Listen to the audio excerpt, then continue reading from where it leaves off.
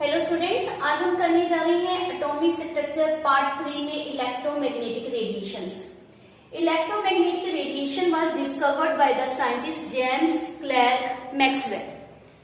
जैसे कि इसके नाम से ही क्लियर होता है, इलेक्ट्रोमैग्नेटिक मींस इसमें दो फील्ड प्रेजेंट होंगे, one is electric field and second is magnetic field. Electromagnetic radiation जब स्पेस में से क्रॉस करती है तो they behave just like a wave. ये वेव की तरह बिहेव करती है और इसके साथ दो फील्ड अटैच होते हैं, one is electric field and second is magnetic field, जैसा कि हमने इसके नाम से ही समझा था।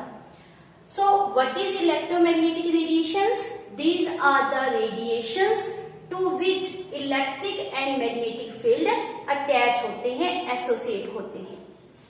Next, what are the characters of electromagnetic radiation? तो इसके हमारे पास मेन तीन कैरेक्टर हैं। First character, that to the direction of propagation of wave, मतलब जिस डायरेक्शन में वेव क्रॉस कर रही है उसके साथ electric and magnetic field attach होते हैं।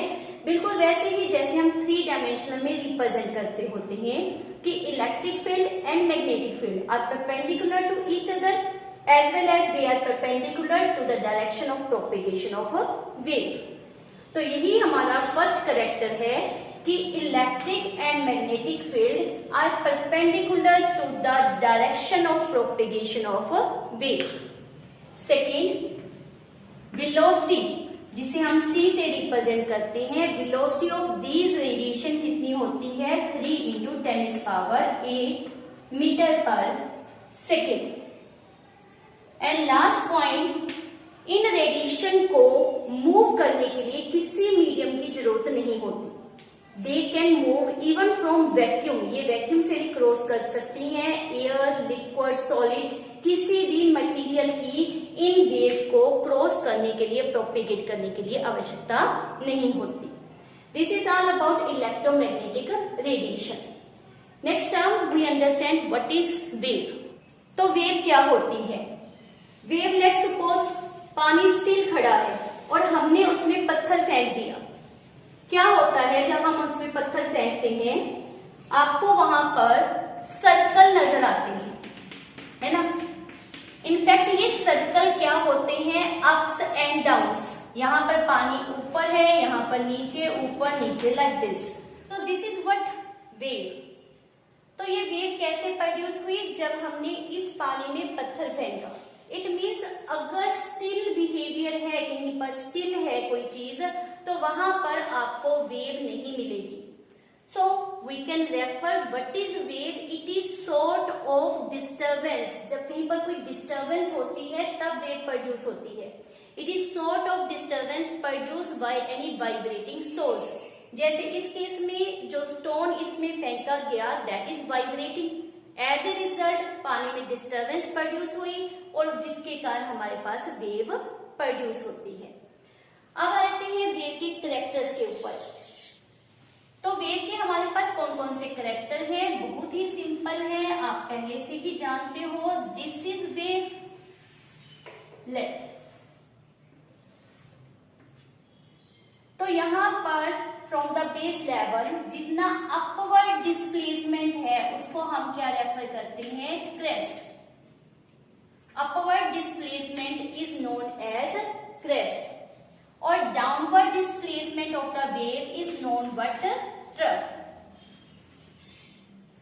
और दूसरी तरफ हमारे पास एक टर्म होती है amplitude. Amplitude is what? It is height of crest. Crest की कितनी ऊंचाई है या ट्रफ की कितनी डेप्थ है, उसे हम नाम क्या देते हैं? एम्पलीट्यूड का।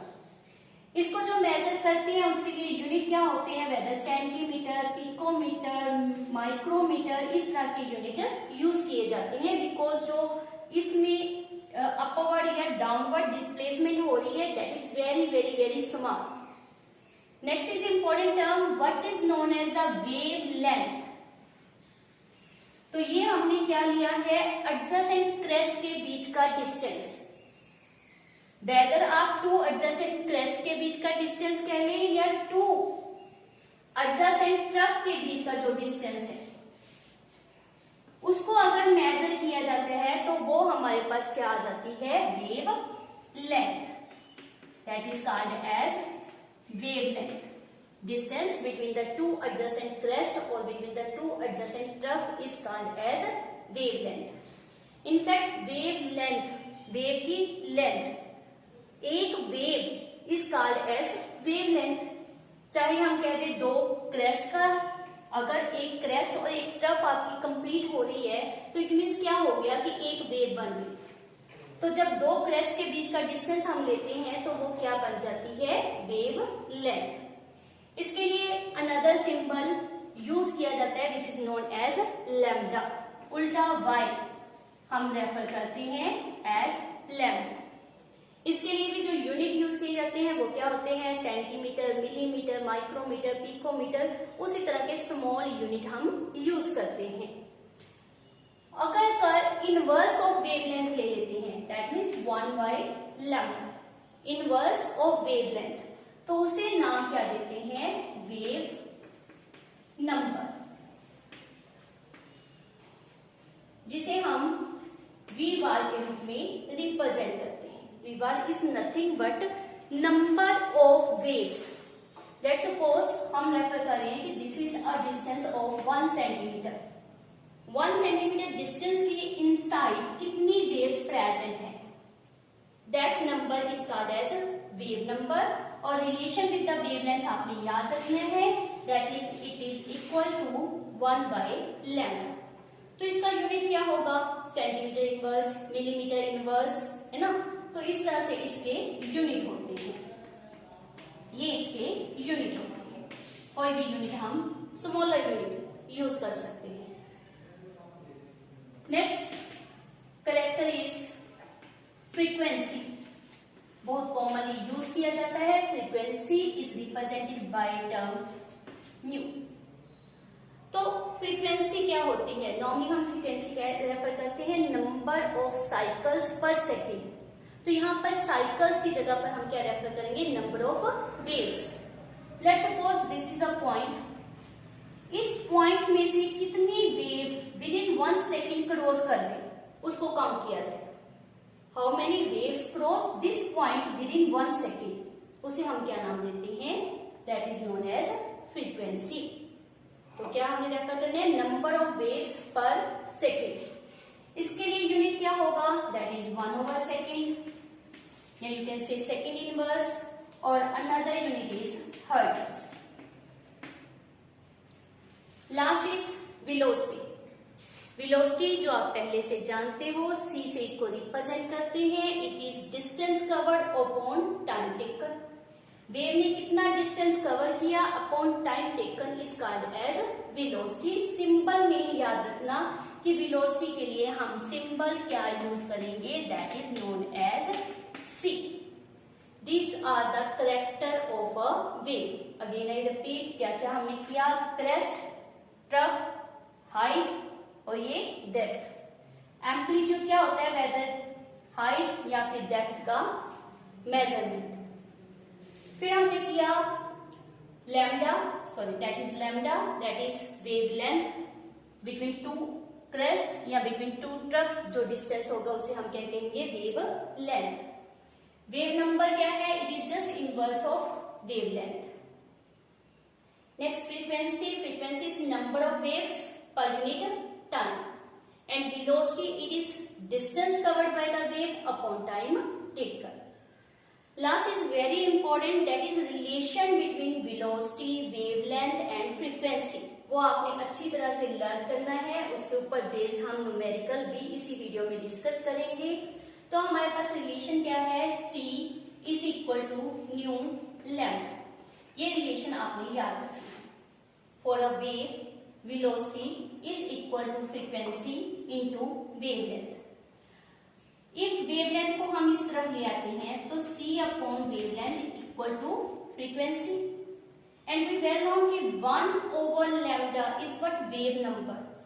तो हमारे पास क्या आ जाएगा, c wave number equal to frequency। ये हमारे पास another expression। माइंड में रखो, this is what frequency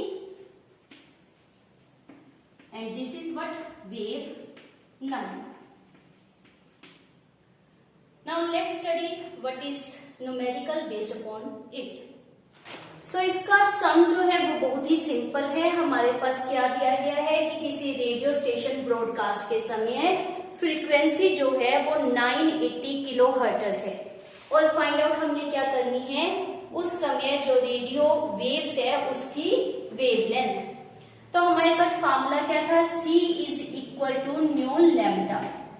ठीक है, हमारे पास C कितना होता है 3 इंटू 10⁸ ये तो पता है आपको, फिक्स है. हमने इलेक्ट्रोमैग्नेटिक रेडिएशन में भी ये करेक्टर मेंशन किया था. Next, this is what frequency. तो फ्रीक्वेंसी हमारे पास दी है 980 किलो हर्ट्ज और हम किस में लेते हैं, हर्ट्ज में. तो हमने क्या किया, किलो मीन्स 10⁻3. ये आप क्या बन गया, ओनली हर्ट्ज. और साथ में क्या दिया है, लैम्डा. लैम्डा आपने कैलकुलेट करना है. तो lambda is equal to what, C over frequency.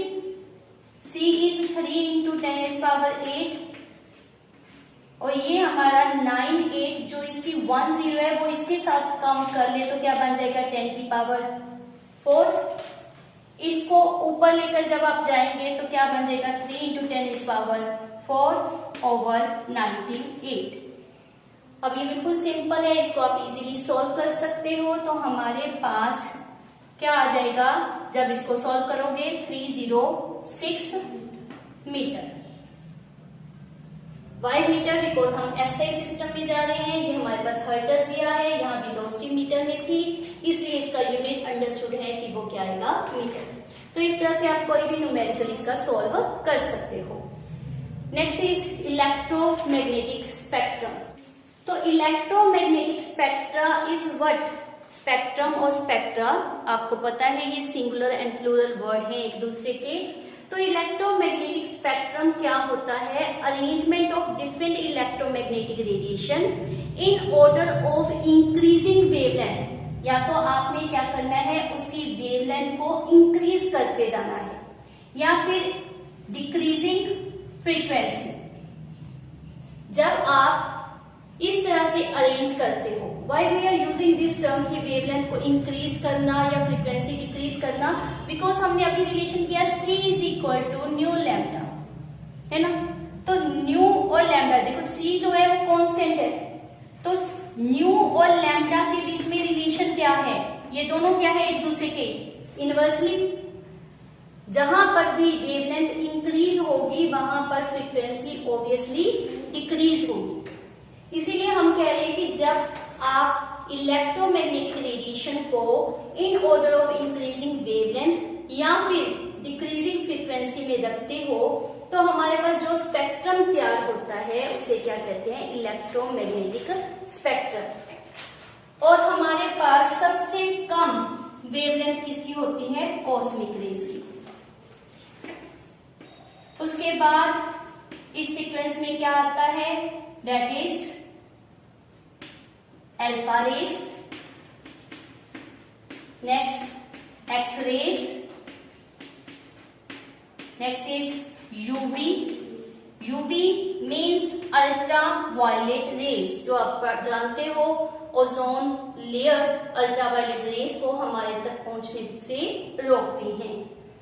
Next visible.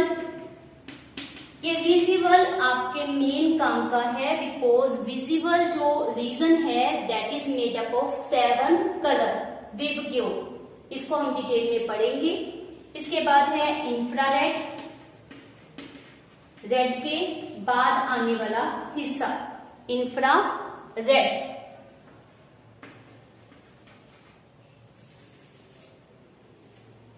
Red के बाद बिकॉज यहां पर हमारे पास क्या होता है दैट इज विबग्यो. ये वॉयलेट से पहले है सो अल्ट्रावायलेट, ये रेड के बाद है सो इंफ्रारेड. इसके बाद होती हैं microwaves and last is radio waves. अब हमारे माइंड में एक टर्म और रखनी है that light when pass through prism, ये जो विबग्योर बनता है ये बहुत से बच्चों ने देखा भी होगा। बारिश के दिनों में जब सन रेज पड़ती है तो उस समय आपके पास क्या बनता है, प्रिज्म, विबग्योर। तो ये जो प्रिज्म होता है जब उसमें से इलेक्ट्रोमैग्नेटिक रेडिएशन को पास करते हैं, that will split it into the different colours depending upon their wavelength. This apparatus जिसे हम प्रिज्म कह रहे हैं उसका अनदर नेम होता है that is spectroscope. It is called as spectroscope. और यहाँ स्क्रीन के ऊपर जो आपके पास फॉर्मेशन होती है, कोई भी चीज बनी है, उसे हम क्या कहते हैं, spectrogram. It is called as spectrogram. हमारे पास जो स्पेक्ट्रम होता है that is of two type, one is known as emission spectra and second is known as absorption spectra. तो अब हम डिस्कस करने जा रहे हैं emission स्पेक्ट्रा। emission स्पेक्ट्रा में हमने क्या करना है, आउटर सोर्स ऑफ एनर्जी या लाइट यूज किया जाता है, जैसे सन से जो लाइट आएगी that is pass through the prism. या फिर हम क्या करेंगे, किसी भी सॉलिड मटेरियल को हीट अप करेंगे और उसके वेपर से जो लाइट अमिट होगी उसको प्रिज्म में से क्रॉस किया जाएगा। या ये किया जा सकता है gas is taken in the discharge tube, जिस तरह से हमने कैथोड रेज एनोड रेज के एक्सपेरिमेंट में देखा था कि लाइट जब कैथोड रेज जब पास होती है तो जो डिस्चार्ज ट्यूब होती है वो ग्लो करने लग जाती है। तो उसी ग्लो को हम किस में से पास करते हैं, थ्रू प्रिज्म, और उसका स्पेक्ट्रोग्राम बनाते हैं। तो हमारे पास डिफरेंट वेज होते हैं to form the emission spectra. On the basis किस तरह का हमारे पास स्पेक्ट्रोग्राम फॉर्म हुआ है, emission spectra is of two type, one is known as continuous and second is known as line spectra. Continuous spectra is nothing but solar spectra, जो आप 9th, 10th, 7th class में भी पढ़ चुके हो कि सन की लाइट को प्रिज्म में से क्रॉस करते हैं, आपके पास विबग्योर फॉर्म होता है। While line spectra is important one, उसको कैसे बनाते हैं, हमने सबसे पहले एग्जांपल ली है दैट इज ऑफ सोडियम। तो जब सोडियम क्लोराइड को हीट अप करते हैं तो दैट प्रोड्यूस सोडियम वेपर्स, और सोडियम वेपर्स जो होते हैं दैट प्रोड्यूस लाइट। वो लाइट बहुत लार्ज अमाउंट में होती है, उसको हमने स्मॉल बीम में कन्वर्ट कर दिया with the help of this slit. Now this beam is passed through the prism. As a result, we get two lines. There is gap between them. Clear? तो यहाँ पर हमारे पास लाइन स्पेक्ट्रा बनता है, दो लाइंस यहाँ पर प्रोड्यूस होंगी। एक की वेवलेंथ होती है 5890 और another is 5896। It is in angstrom, means 10⁻⁻10 metre. इसी प्रकार जब आप डिस्चार्ज ट्यूब में हाइड्रोजन गैस को लेते हो लाइक दिस, तो इससे प्रोड्यूस लाइट को जब हम प्रिज्म में से क्रॉस करते हैं तो यहाँ पर हमारे पास इसका जो स्पेक्ट्रोग्राम बनता है that is very important. It consist of 5 lines. ये 5 लाइन की डिस्कवरी कोई एक दिन में, एक साल में नहीं हुई। डिफरेंट साइंटिस्ट के द्वारा डिफरेंट ईयर्स में इसकी डिस्कवरी की गई और उन्हीं के ऊपर इसके नाम भी मेंशन किए गए हैं, जिसको हम फर्दर पूरी डिटेल में भी लर्न करेंगे, समझेंगे।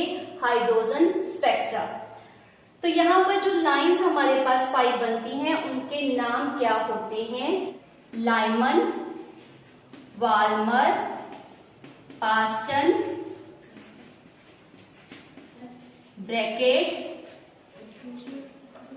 एंड टिफन, और सिंपली सेड एज वन। ये 5 लाइंस जो प्रोड्यूस होती हैं इसे हम क्या नाम देते हैं, लाइन स्पेक्ट्रा।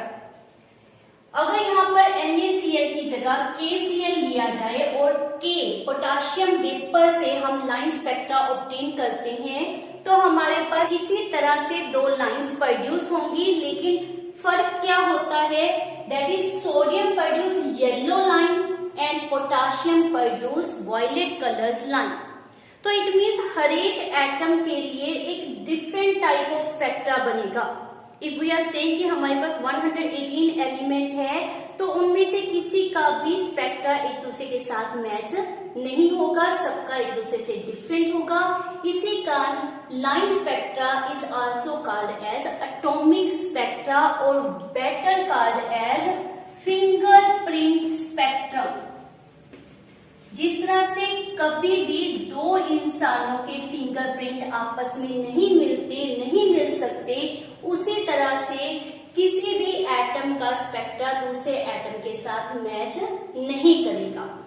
तो this is very important, called as line spectra, discontinuous spectra और another name is atomic spectra, fingerprint spectra.